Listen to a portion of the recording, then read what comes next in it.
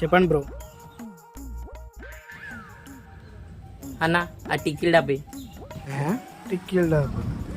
అరే ఇంకో టిక్కీలో పడి.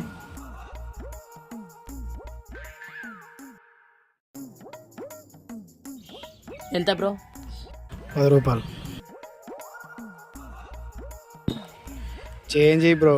నా దగ్గర లేవు బ్రో. సరే రేపు తీసుకో. ఏ బ్రో బ్రో బ్రో హిట్రా. నేను ఇస్తా బ్రో, నేను చేంజ్ ఇస్తా కదా.